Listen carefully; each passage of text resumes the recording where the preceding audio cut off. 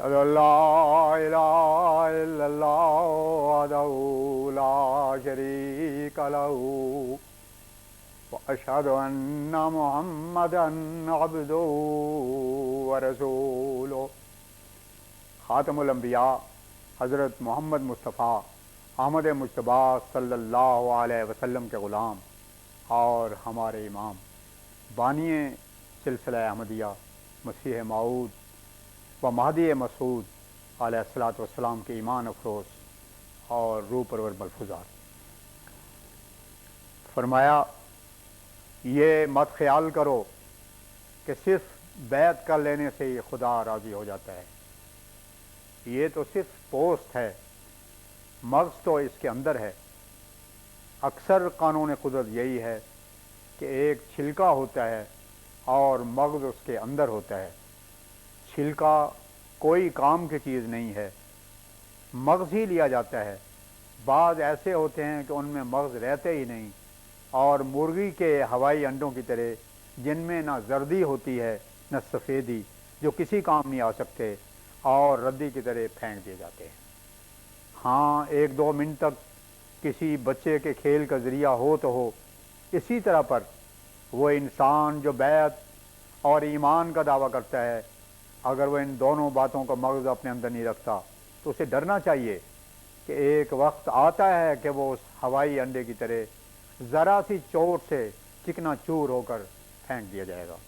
اسی طرح جو بیعت اور ایمان کا دعویٰ کرتا ہے اس کو ٹٹولنا چاہیے کہ کیا میں چھلکا ہی ہوں یا مغز بھی۔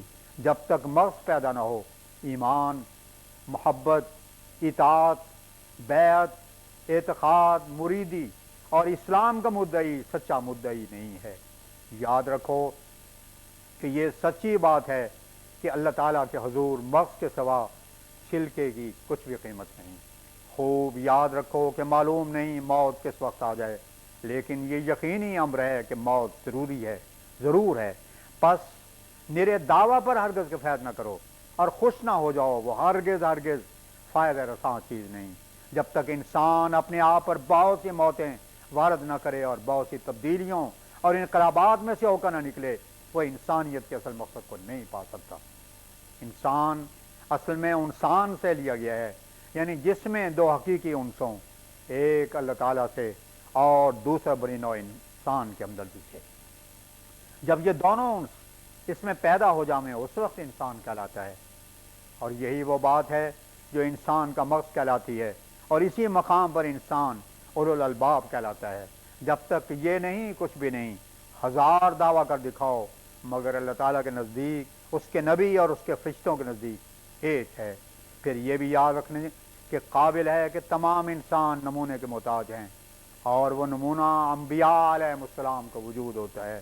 اللہ تعالیٰ اس بات پر قادر تھا کہ درختوں پر کلام الہی لکھا دیتا، مگر اس نے جو پیغمبروں کو بھیجا اور ان کی معرفت کلام الہی نازل فرمایا، اس میں سر یہ تھا کہ تا انسان جلوہ الوہیت کو دیکھے جو پیغمبروں میں ہو کر ظاہر ہوتا ہے۔ پیغمبر الوہیت کے مظہر اور خدا نما ہوتے ہیں۔ پھر سچا مسلمان اور معتقد وہ ہوتا ہے جو پیغمبروں کا مظہر بنے۔ صحابہ کرام نے اس راز کو خوب سمجھ لیا تھا، اور وہ رسول کریم صلی اللہ علیہ وسلم کی اطاعت میں ایسے گم ہوئے اور کھوئے گئے کہ ان کے وجود میں اور کچھ باقی رہا ہی نہیں۔ جو کوئی ان کو دیکھتا تھا ان کو محویت کے عالم میں پاتا تھا۔ بس یاد رکھو کہ اس زمانے میں بھی جب تک وہ محویت اور وہ اطاعت میں گمشدگی پیدا نہ ہوگی جو صحابہ کرام میں پیدا ہوئی تھی، مریدوں معتقدوں میں داخل ہونے کا دعویٰ تبھی سچا اور بجا ہوگا۔ یہ بات اچھی طرح پر اپنے ذہن نشین کر لو کہ جب تک یہ نہ ہو کہ اللہ تعالیٰ تم میں سکونت کرے اور خدا تعالیٰ کے آثار تم میں ظاہر ہوں، اس وقت تک شیطانی حکومت کا عمل و دخل موجود ہے۔ شیطان جھوٹ، ظلم، جذبات، خون، طول عمل، ریا اور تکبر کی طرف بلاتا ہے اور دعوت کرتا ہے۔ اس کے بالمقابل اخلاق فاضلہ، صبر، محویت، فنا فی اللہ، اخلاص، ایمان، فلاح، یہ اللہ تعالیٰ کی دعوتیں ہیں۔ انسان ان دونوں تجاذب میں پڑا ہوا ہے۔ پھر جس کی فطرت نیک ہے اور سعادت کا مادہ ان میں رکھا ہوا ہے، وہ شیطان کی ہزاروں دعوتوں اور جذبات کے ہوتے ہوئے بھی اس فطرت رشید سعادت اور سلامت روی کے مادے کی برکت سے اللہ تعالیٰ کی طرف دوڑتا ہے اور خدا ہی میں اپنی راحت، تسلی اور اطمینان کو پاتا ہے۔ مگر ہر چیز کے لیے نشان ضرور ہوتے ہیں، جب تک اس میں وہ نشان نہ پائے جائیں وہ معتبر نہیں ہو سکتی۔ دیکھو دواؤں کی طبیب شناخت کر لیتا ہے، بنفشہ، خیار، شبر، تربت میں اگر وہ صفات نہ پائے جائیں جو ایک بڑے تجربے کے بعد ان میں متحقق ہوئے ہیں تو طبیب ان کو ردی کی طرح پھینک دیتا ہے۔ اسی طرح ایمان کے نشانات ہیں، اللہ تعالیٰ نے ان کا بار بار اپنی کتاب میں ذکر کیا ہے۔ یہ سچی بات ہے کہ جب ایمان انسان کے اندر داخل ہوتا ہے تو اس کے ساتھ ہی اللہ تعالیٰ کی عظمت یعنی جلال، تقدس، کبریائی، قدرت اور سب سے بڑھ کر لا الہ الا اللہ کا حقیقی مفہوم داخل ہو جاتا ہے، یہاں تک کہ اللہ تعالیٰ اس کے اندر سکون اختیار کرتا ہے اور شیطانی زندگی پر ایک موت وارد ہو جاتی ہے اور گناہ کی فطرت مر جاتی ہے۔ اس وقت ایک نئی زندگی شروع ہوتی ہے اور وہ روحانی زندگی ہوتی ہے، یا یہ کہو کہ آسمانی پیدائش کا پہلا دن وہ ہوتا ہے جب شیطانی زندگی پر موت وارد ہوتی ہے اور روحانی زندگی کا تولد ہوتا ہے، جیسے بچے کا تولد ہوتا ہے۔ فرمایا اللہ تعالیٰ نے سورہ فاتحہ میں اسی تولد کی طرف ایما فرمایا ہے، الحمدللہ رب العالمین الرحمن الرحیم مالک یوم الدین۔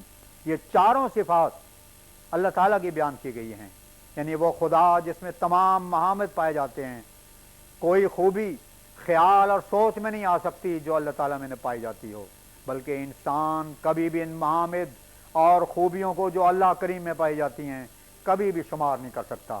جس خدا نے اسلام دنیا کے سامنے پیش کیا ہے وہی کامل اور سچا خدا ہے، اور اس لیے قرآن کو الحمدللہ سے شروع فرمایا ہے۔ دوسری قوموں اور کتابوں نے جس خدا کی طرف دنیا کو دعوت کی ہے وہ کوئی نہ کوئی عیب اپنے اندر رکھتا ہے، کسی کے ہاتھ نہیں، کسی کے کان نہیں، کوئی گونگا ہے، کوئی کچھ، غرض کوئی نہ کوئی عیب اور روگ موجود ہے۔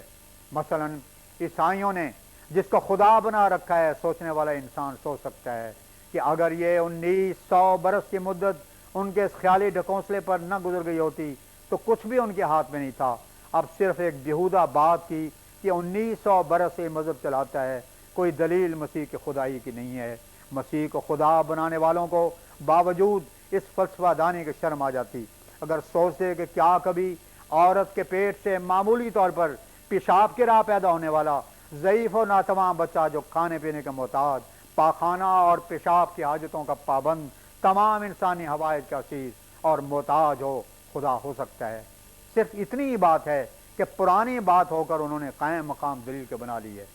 جیسے ہندوؤں کے خیال میں گنگا کے پانی میں سات اور برکت خیالی طور پر رکھی ہوئی ہے، حالانکہ وہ ایک معمولی دریا ہے جس میں مینڈک، کچھوے اسی طرح موجود ہیں جیسے اور دریاؤں میں، اور اس میں مردوں کی ہڈیاں ڈالی جاتی ہیں۔ اب اگر ایک ہندو سے اس کی دلیل پوچھیں تو وہ یہی کہے گا کہ میرے دل میں دلیل ہے، بیان نہیں کر سکتا۔ ایسے ہی نادان آریوں نے جو پرمیشر دنیا کے سامنے پیش کیا ہے وہ ایک مستری اور کاریگر سے بڑھ کر نہیں ہے، کیونکہ بجو جوڑنے جاننے کے خالقیت کی اعلیٰ جوہر سے وہ بے بہرہ ہے۔ روح اور ذرات عالم پر اس کا کوئی تصرف نہیں، کیونکہ اس نے ان کو پیدا ہی نہیں کیا۔ وہ کبھی اپنے بندوں کو نجات نہیں دے سکتا، کیونکہ پھر سارا کارخانہ ہی بگڑتا ہے اور ہاتھ سے جاتا رہتا ہے۔ وہ اپنے کسی مخلص بندے کی دعا ہی نہیں سن سکتا، اور نہ کسی کو وہ اپنے فضل سے کچھ دے سکتا ہے، کیونکہ جو کچھ وہ کسی کو دیتا ہے وہ اس کے ہی کرموں کا پھل ہوتا ہے۔ غرض ہر قوم نے اور کتاب نے جو خدا پیش کیا ہے اس کو دیکھ کر شرم آ جاتی ہے۔ یہ فضیلت اور فخر اسلام کو یہ حاصل ہے کہ اس کو ماننے والا کبھی شرمندہ نہیں ہو سکتا۔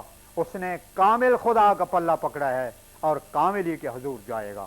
اسی لیے حضرت اقدس مسیح موعود فرماتے ہیں، اسلام کی سچائی ثابت ہے جیسے سورج، پر دیکھتے نہیں ہیں دشمن، بلا یہی ہے۔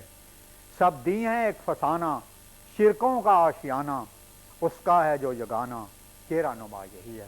وآخر دعوانا ان الحمدللہ رب العالمین۔